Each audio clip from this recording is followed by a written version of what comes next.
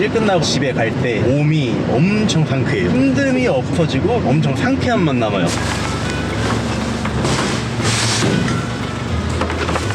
이게 이사라는 업종이 현장 추가금 이런 요구 때문에 인식이 조금 안 좋아진 경우가 좀 있어요. 심지어 고객님하고 같이 한 차를 타고 동승을 해서 가는데 동승하는 것마저 추가금을 요구하시는 분이 있다고 하시더라고요. 원래 그렇게 힘으로 뜯을 수 있는 거예요? 그냥 찢는 거죠. 월에 15번에서 20번 정도 된다고 하셨잖아요. 네. 그러면은 혹시 한 달 매출이 보통 어떻게 되시는지 여쭤봐도 될까요? 평균적으로 한 5, 6회?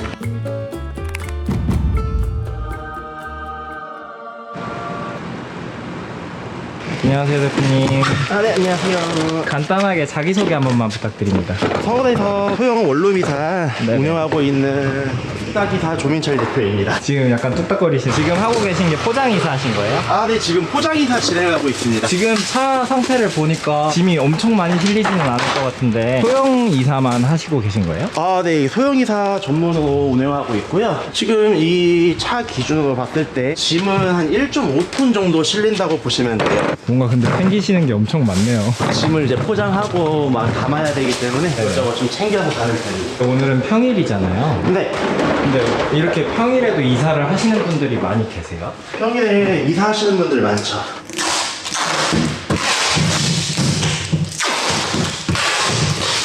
원래 그렇게 힘으로 뜯을 수 있는 거예요? 그냥 찢는 거죠. 제가 알아보니까 이사 같은 경우는 종류가 되게 많던데 오늘은 어떤 거 진행을 하고 계시는 거예요? 오늘은 포장이사 진행하고 있어요. 이사는 보통 기본적으로 네. 일반 이사, 네. 단포장이사, 네. 포장이사 이 세 가지로 나뉘고요. 일반 이사는 가정가구 제외한 모든 잔짐을 다 고객님이 포장하시는 게 일반 이사고요. 저희는 이제 옮겨만 드리는 거예요. 가구, 가정 같은 거는 포장은 네. 진행을 하는데 잔짐만 이제 고객님이 포장을 하셔야 돼요. 단포장이사는 출발지에서 저희가 모든 걸 다 포장을 해드리고요. 도착지에서는 이제 가구, 가전을 배치해드리고 잔짐은 저희가 박스나 바구니 안에 비닐봉지를 넣어서 포장을 진행을 하고 도착지에서는 이 비닐봉지채로 풀어가지고 바닥에 놔두는 게 단포장이에요. 그 잔짐은 이제 고객님이 정리하시는 거예요. 포장이사는 저희가 포장도 진행하고 정리도 진행을 하는데 소형이사 같은 경우에는 포장이사가 사실 딱히 의미가 없는 게 소형이사는 도착지에 이제 수납 공간이 많이 없는 분들이 많아요. 정리를 해드리고 싶은데 수납 공간이 없으니까 정리를 못 하잖아요. 그럼 어쩔 수 없이 이 비닐봉지 채로 뽑아서 놔드려요. 보통은 이제 반포장이사를 많이 권해드리는데 그럼에도 불구하고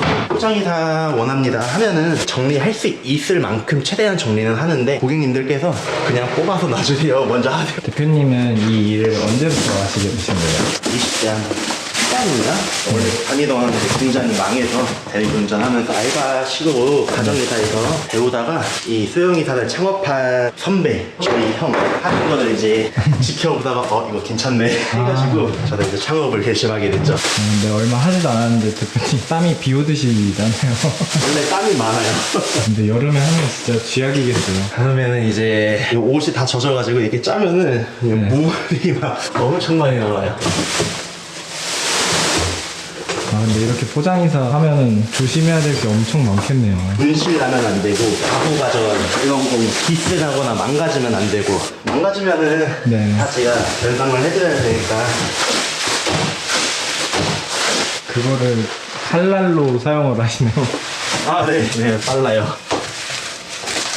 확실히 유리나 이런 주방용품 같은 경우는 깨지는 게 많아서 한 개씩 사야겠네요. 컵 같은 거는 이제 하나씩 싸고요. 접시나 그릇 같은 거는 조금 겹쳐놔도 깨지지는 않아봤어요. 대표님도 이 일을 하시면서 많이 깨먹으셨어요? 오, 아니요, 아직까지 접시 깨먹은 적은 없어요. 포장은 보통 시간이 어느 정도 걸려요? 저희가 평균적으로는 고객님한테 말씀드리는 게 2시간 반 말씀을 드리는데 현장 상황에 따라 플러스 마이너스는 될 수 있어요. 고객님들이 말씀을 많이 해주시는 게 보면은 짐이 별로 없어 보이는데 막상 포장을 하면은 내가 이렇게 짐이 많았나? 다들 놀라서요. 거의 대부분이. 정리가 안 돼 있으신 분들도 많잖아요. 그쵸. 정리가 안 돼 있으면은 저희가 포장이라고 진행하기는 어려워요. 정말 심한 경우도 있거든요. 그럴 때는 조금 힘들죠.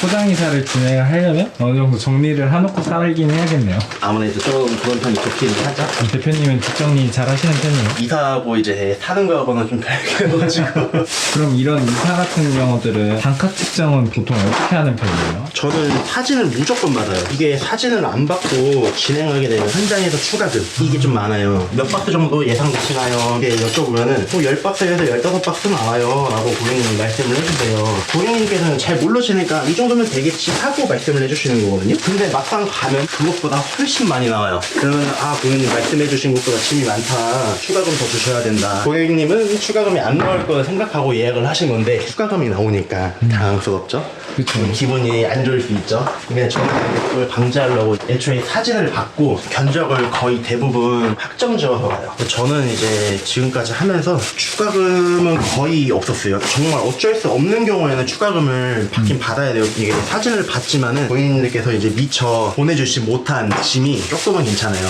웬만하면 이제 저도 보내주신 것보다 짐이 더 나올 거는 예상을 하고 견적을 내거든요. 그 정도는 저도 이제 추가금 없이 진행을 하는데 이거는 누가 봐도 정말 짐이 너무 과하게 추가가 되면은 그때는 이제 어쩔 수가 없이. 근데 그런 경우가 거의 없어요. 이렇게 이사할 때 제일 중요한 건 뭐예요? 포장을 이제 조심히 잘 하는 거죠.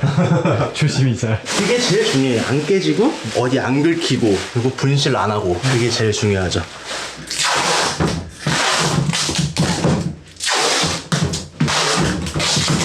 테이프 뜯는 건 계속 봐도 신기하네요. 조금만 연습하면은 누구나 다.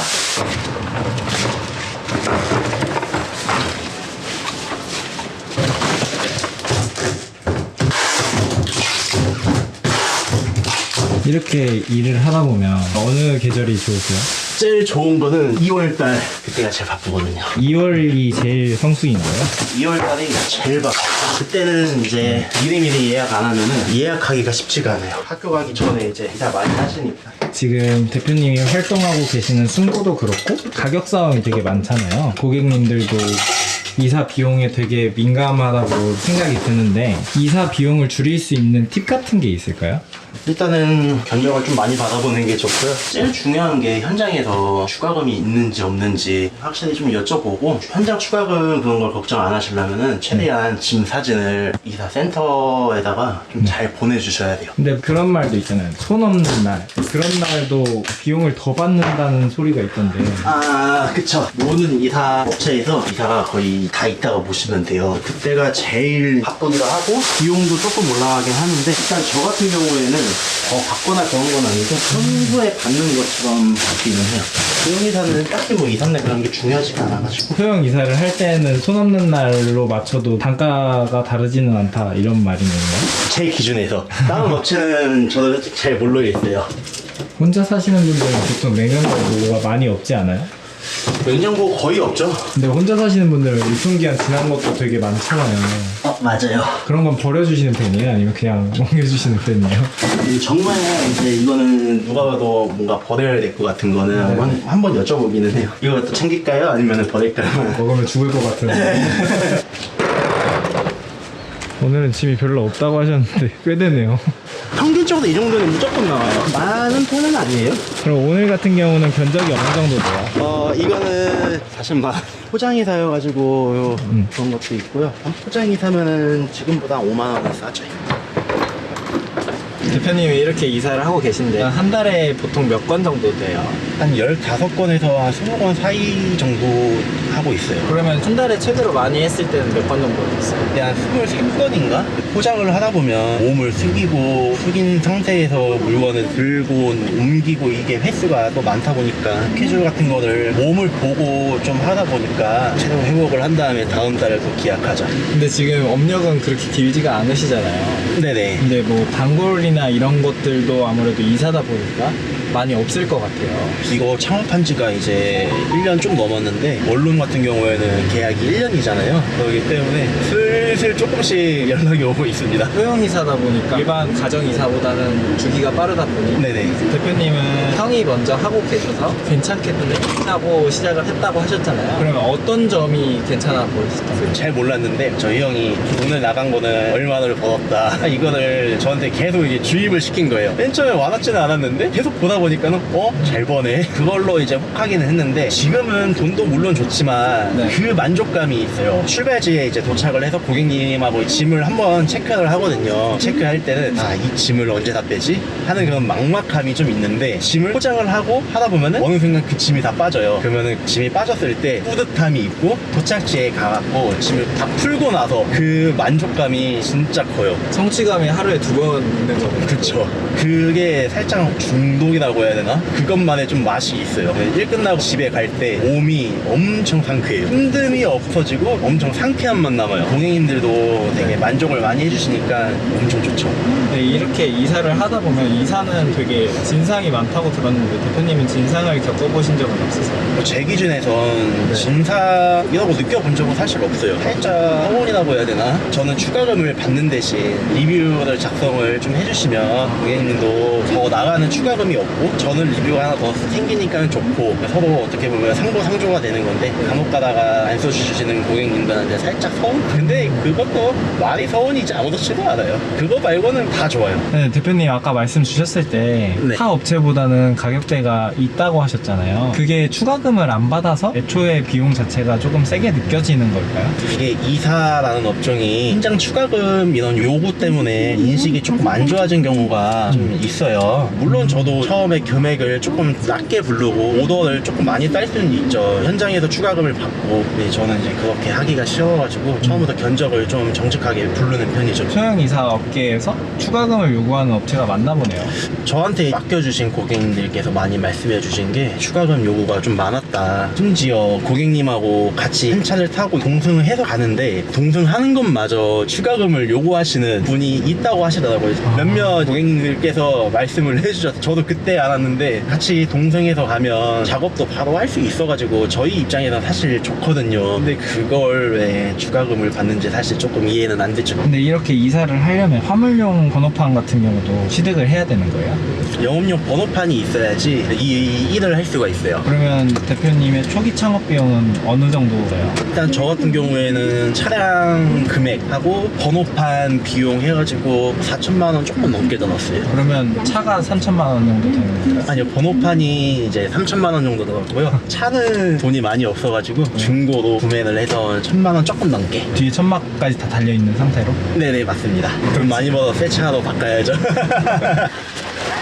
도착한 거예요? 네, 도착했습니다. 대표님 근데 이 직업에 장단점이 있다면 어떤 게 있을까요? 장점은 가성비가 좋다. 일하는 시간 대비 금전이라고 해야 되나?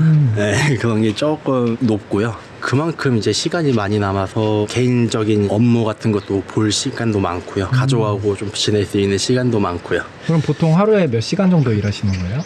평균적으로 6시간에서 7시간 사이요. 그럼 오늘같이 8시쯤 시작해서 2, 3시쯤 끝나는 거예요? 보통 한두 시쯤에는 끝나요. 그럼 단점은 어떤 게 있어요? 제 기준에서 단점은 없어요. 그나마 좀 뽑자면은 비 올 때 비 맞으면서 일하고 눈 올 때는 눈 맞으면서 일하는 정도가 다예요. 제 생각에는 그것 말고는 없는 것 같아요. 나머지는 너무 만족스러워가지고. 지금 꺼내시는 건 뭐예요?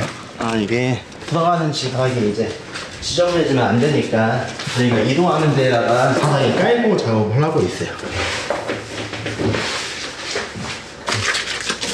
제가 이전에 이거 만드는 일 했어요. 아 진짜요? 네. 공장에서 일하셨다는 게? 네. 양배추즙, 뭐 호박즙, 도라지, 생강배즙, 풍류즙 등등. 뭐가 제일 맛있나요? 그래서 냉장고가 세워놓으신 건 덜 더우시겠어요? 냉동실이 아니어갖고요. 땀나잖아요.